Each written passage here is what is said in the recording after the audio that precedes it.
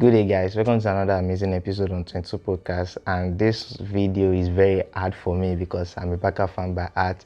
But if you're a Chelsea fan, I think you are living the dream. This is the day you guys have been waiting for, and all other football fans who were jealous of the kind of good summer Barcelona have. This is your time to throw jabs, right? Yes. This game was just a game whereby Barca had two options. It's either they win or they win, but they didn't get any one of it done. They had to draw. They are the architects of their own failure, if you put it that way, and Xavi being the master plan.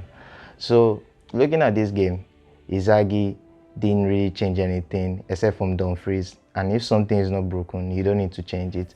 But Barca, where we had something broken, our manager didn't change anything. He went on with belief. He believed in momentum.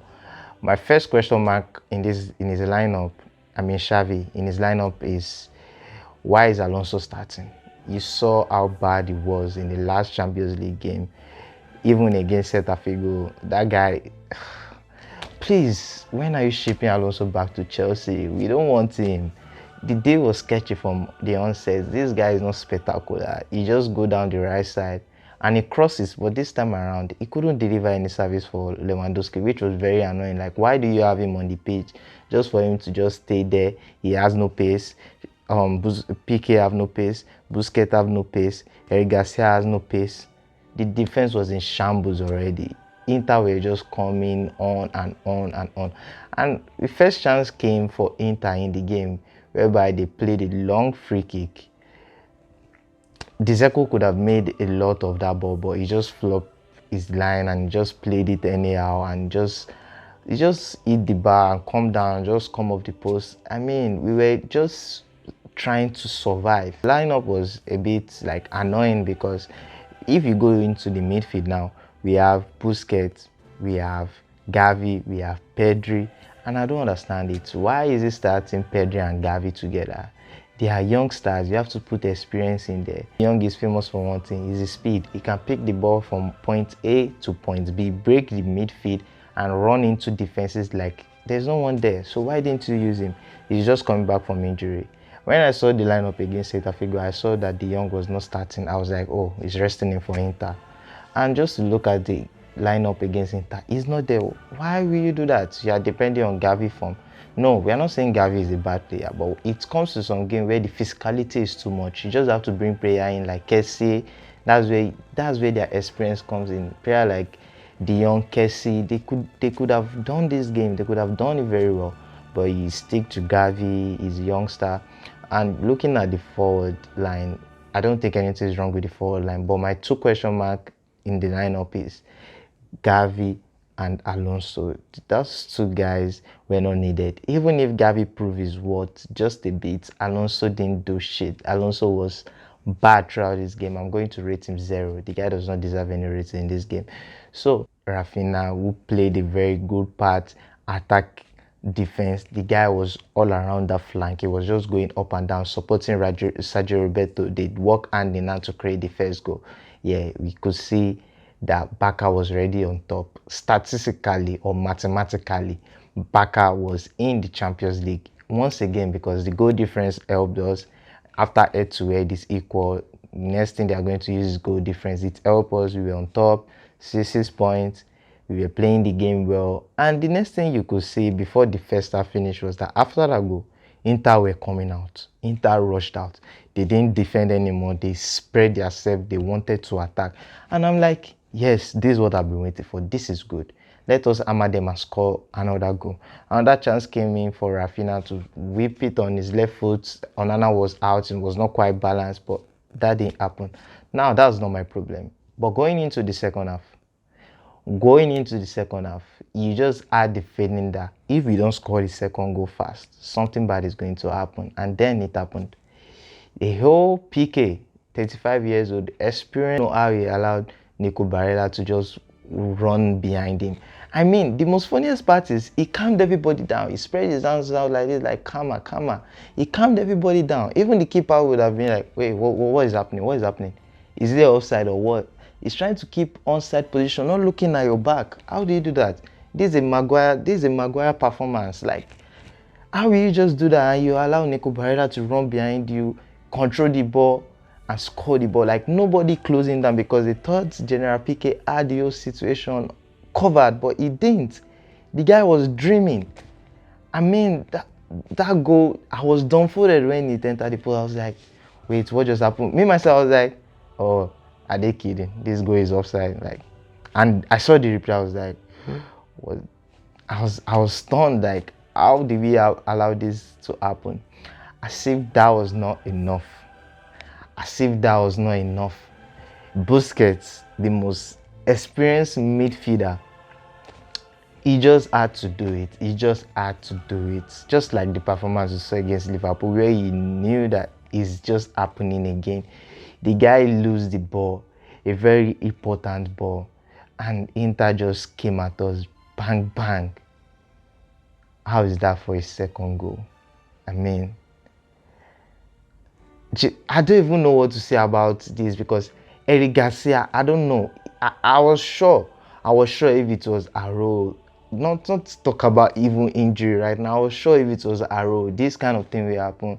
You allow a player to come on his right foot, somebody that is not informed, that has not been scoring for a very long time. You allow him come on his right foot and fire a shot. Like Ter Stegen, to this point, Ter Stegen has had it all. He has saved us, and not that anything to surprise, because after these two goals, Ter Stegen still kept on making saves after saves. After that goal, I love the reaction from Xavi.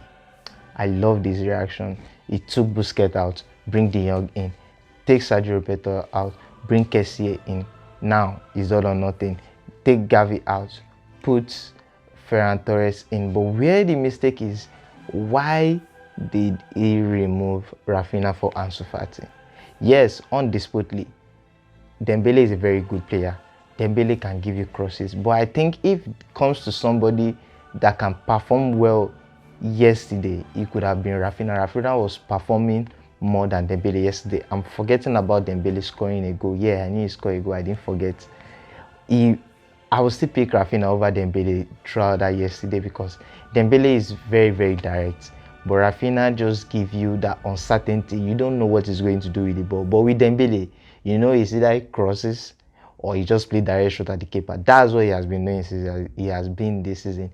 Playing direct shot at the keeper, not even making the keeper work, and just like I'm just whipping in cross, and that won't cut it. But with Rafinha, you have somebody that has the hunger to score, someone that is very good on that right hand side. I just feel like immediately I saw Rafinha out, I was like, no, you don't do that, because the guy is building his confidence. You are slowly losing it. You are slowly pushing him back into the pit. He's dragging himself out from. Okay, Ansu Fati entered. He has been brilliant second half for Barca in the league.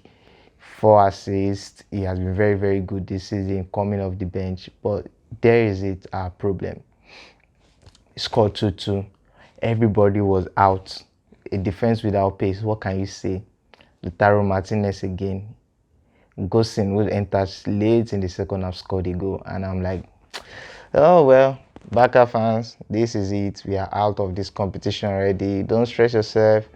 Let's just go and join CR7 in Europa League. Who caused the second goal. Not initially, he didn't cause it initially, but he allowed Lautaro Martinez to walk over him. Gave an assist to Lewandowski to score the third goal. And it was just 3-3.